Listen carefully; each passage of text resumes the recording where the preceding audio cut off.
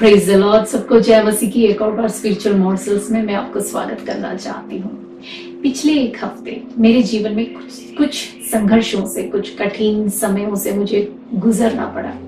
मेरा बेटा जो है उसको छाती में दर्द हो रहा था पिछले शुक्रवार से लेकर, और उसको हमने कहीं डॉक्टर्स को दिखाया, एक्सरे करवाया, दवाइयां दी, लेकिन बच्चे के छाती में इतना दर्द था कि वो रात को सो नहीं पा रहा था, दवाइयों का असर नहीं हो रहा था। तो इसके कारण मैं भी एक माँ होने के नाते काफी परेशान रही। उसके साथ मैं बैठी रहती थी पूरी रात, 2-3 रात मैं सोई नहीं, और प्रार्थना कर रहे थे हम सब, हमारे परिवार में, दोस्तों, सभी लोग काफी प्रार्थना किए, और इस बच्चे के जीवन में बहुत ही उसने सफर किया। तो इस समस्या के दौरान मेरे एक मित्र ने मुझे एक मैसेज भेजा, और वो मैसेज ऐसा था कि ऐसा क्यों है कि हमारे ही जीवन में ऐसे सब होता है, कि क्यों हमें ही इतना सफर करना पड़ता है, क्यों हो रहा है ये सब। मैंने उसके मैसेज को उस वक्त जवाब नहीं दिया, लेकिन उसके उस सवाल ने मुझे काफी सोच में डाल दिया, और मेरे मन में एक वचन आया, और वो वचन इस प्रकार है, भजन संहिता 92 के 12 में, धर्मी लोग खजूर की नाई फूले फलेंगे और लबनान के देवदार की नाई बढ़ते रहेंगे।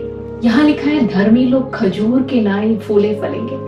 अगर खजूर के पेड़ को यदि देखें तो एक बात हम पा सकते हैं कि इसके खिलाफ हमेशा तूफान आती है, डेजर्ट स्टॉर्म जिसको कहते हैं, और इस तूफान में ये खजूर का पेड़ जो है वो पूरी तरह से झुक जाता है। वो इतना झुकता है कि देखने वालों को लगता है कि ये अभी टूट गया, अभी टूट के गिर गया, लेकिन जैसे ही तूफान खत्म होता है ये खजूर वापस सीधा खड़ा हो जाता है। ये टूटता नहीं है, ना ही ये गिरता है। लेकिन इसके आसपास के दूसरे पेड़ को यदि देखें तो वो उसमें से कहीं टूट भी जाते हैं, उसमें से कहीं जड़ से उखड़ के नीचे गिर जाते हैं, लेकिन खजूर के साथ ये नहीं होता। अंग्रेजी में एक कहावत है कि खजूर के खिलाफ जितना तूफान स्ट्रॉन्ग है उतना ही खजूर मजबूत होता जाता है। अब ये वैज्ञानिक तौर पे कितना सच है मुझे नहीं पता, लेकिन लोग ऐसे कहते हैं, और बाइबल में लिखा है धर्मी जन खजूर के नाई फूले फलेंगे।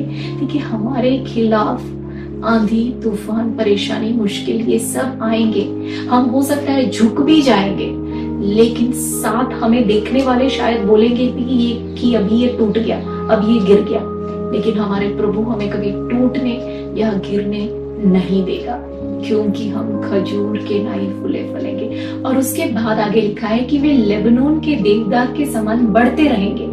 अब देखिए, लेबनोन के देवदार या तो फिर सिट्रस लिबानी उसका नाम है, साइंटिफिक नेम। उसकी खासियत ये है कि इसका जो बढ़ोतरी का जो पहला वर्ष है, पहले वर्ष में ये सिर्फ 5 सेंटीमीटर बढ़ता है, सिर्फ 5 सेंटीमीटर, और उसके हो सकता है दूसरे तीसरे वर्ष में भी थोड़ा धीरे धीरे धीमे धीमे ये बढ़ता है, लेकिन उसके बाद जाके ये तेजी से बढ़ने लगता है।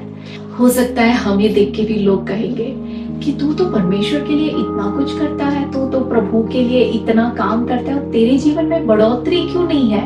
परमेश्वर के वचन में लिखा है धर्मी कैसे बढ़ेंगे, लेबनोन के देवदार के समान बढ़ेंगे। लेबनोन के देवदार माने पहले वर्ष में हो सकता है सिर्फ 5 सेंटीमीटर की बढ़ोतरी हो, दूसरे वर्ष में हो सकता है सिर्फ 10 सेंटीमीटर की बढ़ोतरी हो, लेकिन जब ये पेड़ पूरी तरह से जब बढ़ता है तो एक 14 मंजिल के इमारत जितना बड़ा है उतना ऊंचा ये लेबनन का देवदार पहुंच जाता है।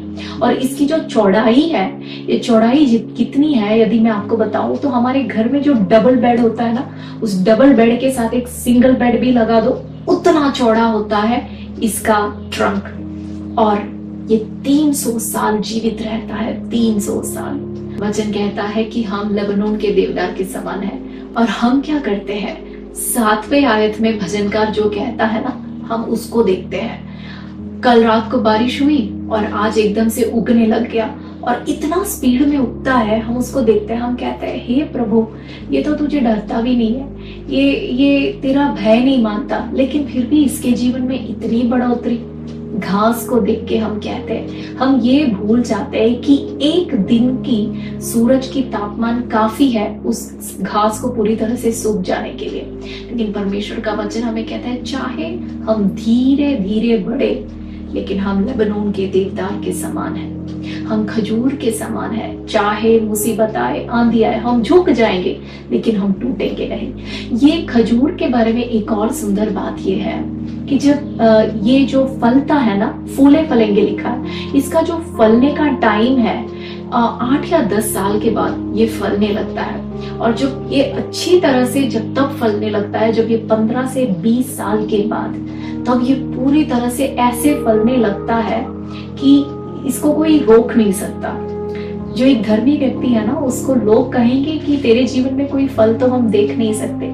परमेश्वर के समय के लिए बाट जोते रहो। जो प्रभु का उत्तम समय जब आपके जीवन में आएगा, आप ऐसे फल उत्पन्न करोगे कि आपको कोई रोक नहीं पाएगा। भाई और बहनों, मैं आशा रखती हूँ कि परमेश्वर के वचन से प्रभु ने आप सबसे बात किया है। चाहे आंधी तूफान का सामना हमें करना पड़े, चाहे हम झुक जाए, प्रभु हमें टूटने नहीं देगा। चाहे देरी लगे, हम फलवंत जरूर होंगे।